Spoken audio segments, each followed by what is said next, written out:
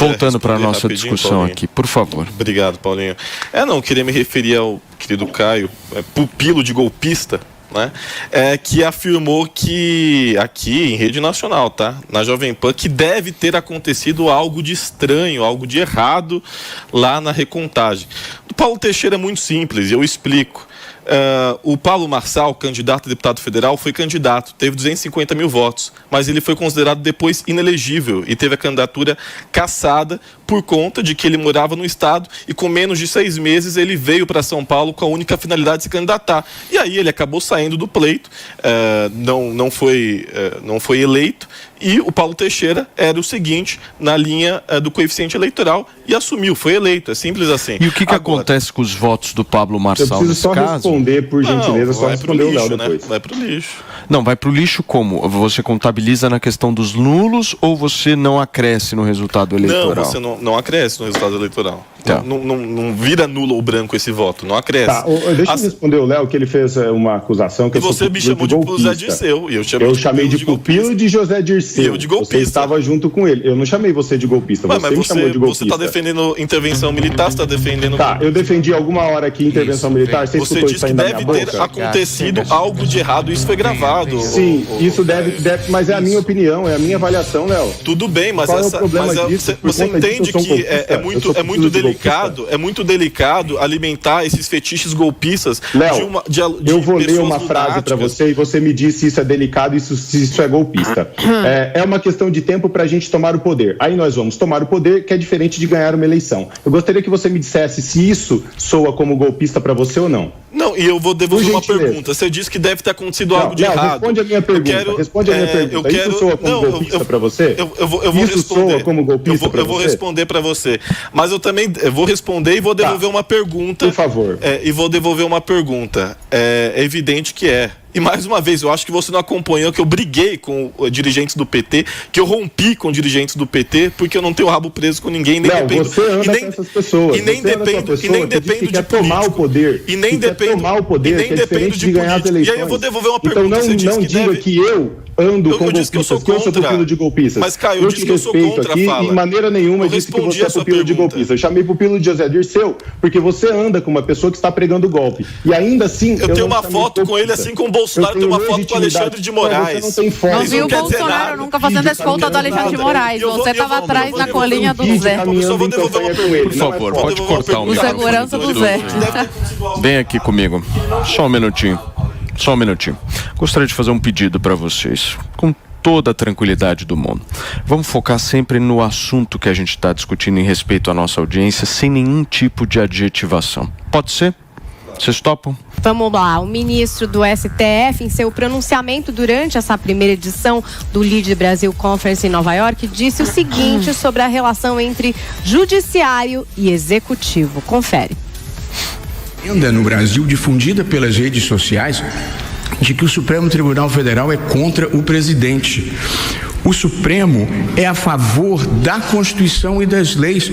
Todos os presidentes têm queixa contra o Supremo Tribunal Federal. O presidente Lula tinha queixas, a presidente Dilma tem a queixa, tenho certeza que o presidente Temer tem queixa.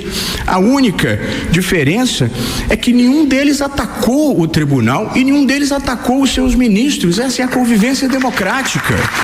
Olha, foi aplaudido ali pelos presentes e o Caio tinha trazido já um pouquinho dessa frase aqui para nossa conversa anteriormente, né, Paulo? Exatamente. Caião, quer começar você? Eu acho que eu já, inclusive, comentei sobre isso, né? Sim, tem um lado, sim, o Supremo Tribunal Federal, tem um lado, sim, o TSE. Isso foi explícito durante todo o processo eleitoral. Então, eu acho que, infelizmente, os ministros, eles estão falando, eu não sei para quem, porque para o povo brasileiro que não é. Para o povo brasileiro que está aqui no Brasil vivendo esse processo eleitoral e que viveu esse processo, não corresponde com a verdade o que o ministro está falando. Então eu acho que esse LEAD organizou, esse grupo do LEAD organizou essas palestras em outro país, porque isso não seria possível ser televisionado aqui por conta de tanta mentira que tem sido dita aí, né? É uma mentira que o o Superior Tribunal Eleitoral não tem lado, que o STF não tem lado. Prova disso é o próprio ministro Barroso, que acabou de dizer isso, jantando com o advogado Zanin, que é o advogado do Lula. Então eu não tenho mais o que dizer, as imagens dizem por si tamanha incoerência e mentira que o ministro está proferindo. Léo, para fechar. Maravilha. O Supremo Tribunal Federal realmente não tem lado. Aliás, ele tem lado, sabe para quem? Para o Bolsonaro, para o Lula, que já falou isso, para o Temer, que já considerou isso.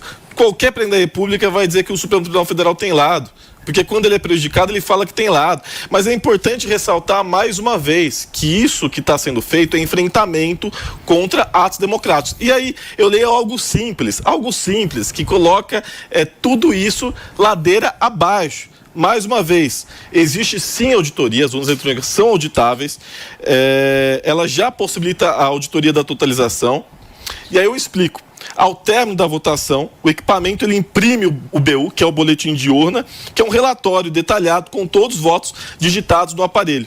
E esse documento ele é colado na porta da sessão eleitoral para a conferência dos eleitores, que podem comprar o BU apurado de forma eletrônica e divulgado também no site do TSE. E aí eu devolvo, com base nisso, que aí não sou eu quem estou dizendo, não é meia dúzia de tiazinhas do Zap quem estão dizendo, não é o Caio que está dizendo e nem a Zoe quem está dizendo. São os maiores técnicos do mundo, são 32 partidos políticos, incluindo o PL, são órgãos internacionais, são uma série de universidades públicas, privadas, que falam a respeito disso. E aí eu devolvo essa indagação, eu devolvo essa pergunta. Foi dito aqui que deve ter acontecido algo de estranho, questionamentos a respeito da lisura do processo eleitoral. Com base nisso, vocês acreditam que o presidente eleito nesse sistema frágil e não transparente, ele é ilegítimo, certo? Pois bem, isso posto, Jair Bolsonaro é um presidente ilegítimo? O seu mandato é um mandato ilegítimo? Porque ele foi eleito com esse mesmo sistema. Jair Bolsonaro foi eleito de forma fraudulenta? Aí eu devolvo essa indagação. Incansavelmente, os parlamentares aliados ao governo Bolsonaro, incluindo o próprio Bolsonaro, trabalharam firmemente para aprovar o voto impresso auditável, porque queriam mais transparência. Não é porque eles se elegeram com esse sistema que as pessoas não merecem ter mais transparência no sistema eleitoral. Então, isso mostra como eles têm apreço pela democracia. Eles não veem só o umbigo deles, eles não veem só os benefícios deles, eles veem tudo. Tanto é que a Bia Kicis, foi uma das principais que tentou de tudo para aprovar no Congresso Nacional o voto impresso auditável. E ela foi reeleita. Mas ela preza pelo quê? Pela transparência, para você, que é um cidadão comum, não ter dúvida do sistema eleitoral, não ter dúvida se ela de fato foi eleita ou se sabotaram a urna e a colocaram. Então, a gente luta, Léo, é uma coisa assim, a gente luta não só pela direita, para a gente não ter dúvida sobre o sistema eleitoral. Essa luta é de todo mundo. É de todo mundo que tem um apreço mínimo pela democracia. É de pessoas que defendem a democracia, o aperfeiçoamento da democracia. A gente não está olhando só pra gente, Léo. Com isso, a gente está defendendo até vocês que são contra a democracia. Eu sou contra a democracia. Isso é uma acusação, hein? É uma acusação. E agora, para falar sobre o Supremo, que eu não fiz o meu comentário, se eles têm lado político... Olhem a notícia que saiu agora. Alexandre de Moraes violou a Constituição, diz Procuradoria-Geral. A vice-procuradora-geral da República, Lindora Araújo, quero aqui ressaltar que está fazendo um excelente trabalho, muito corajosa. A vice-procuradoria-geral da República, Lindora Araújo, que assina aos 2 recursos, argumentou que a PGR não foi consultada antes da decisão que levou ao banimento nos perfis. Para Lindora, o ministro Alexandre de Moraes violou o sistema acusatório e os princípios correlatos, como os da imparcialidade, da inércia e da isonomia, assegurados pela ordem constitucional. Se eles não têm um lado, eu não sei o que eles são. Porque fazer tudo isso, violar todo um sistema, não consultar os outros órgãos como se eles fossem os únicos que podem tomar decisões no Brasil, eu não sei o que é isso. E é sempre a censura em prol dos apoiadores do Bolsonaro. Se eles não têm nada contra o Bolsonaro, por que eles fazem isso? Por que eles violam o sistema acusatório? Por que eles passam por cima de todo mundo, não consultam mais ninguém? O país virou uma baderna. Eles não pensam mais. Eles não agem com a cabeça. Eles estão agindo aí com as emoções. O Alexandre de Moraes país toma hoje decisões segundo o que ele está sentindo no dia. Se ele não gostou do que você falou, ele vai lá e te censura. E é sempre contra apoiadores do Bolsonaro. Você pode resmungar, você pode respirar profundo, você pode fazer caras e bocas, Léo, mas é a realidade. E a realidade é essa. Doa a quem doer. O problema dos esquerdistas é que vocês gostam de ignorar a realidade.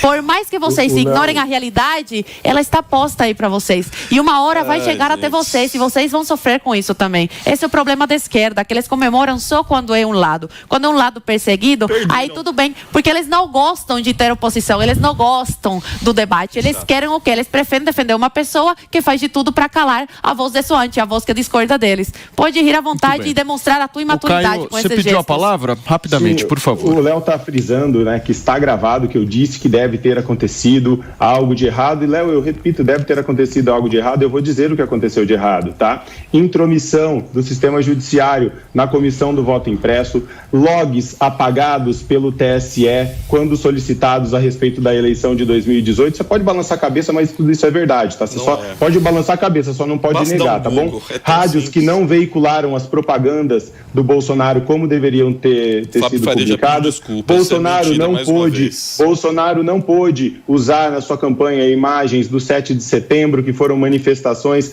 a favor dele, não só a favor do 7 de setembro. Bolsonaro não pôde dar entrevista dentro do Palácio do Planalto, como outros presidentes já assim fizeram. Então, essas coisas estão erradas. Sim. Lei eleitoral que mudou esse ano, né, Léo? As regras e por que valia para alguns? Já valiam para alguns. Foi vítima, André Janones também foi vítima. Foi sim parcial e ele foi sim parcial. Não poder fazer live na própria casa. Turma, deixa eu girar o assunto aqui perfeitamente.